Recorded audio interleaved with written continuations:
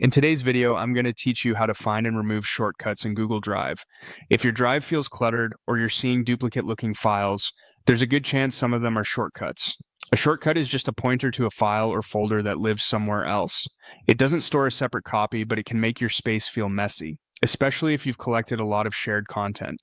The good news is, removing a shortcut won't delete the original file. It simply clears the pointer from your view. Start by opening Google Drive in your browser. You'll land on the home area, which highlights recent and suggested items. From here, move into the main place where your personal files and folders are organized by clicking My Drive in the left sidebar. This is where you're most likely to run into shortcuts that you or collaborators have added over time.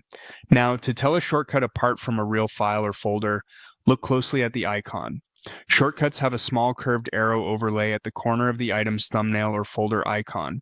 That curved arrow is your visual cue that you're not looking at the original, just a reference to it. If you ever want to double check, you can select the item and look at its details on the right. Drive will identify it as a shortcut and show where the original lives. Once you've found a shortcut you no longer need, removing it is straightforward. Click to select the item, then choose Remove.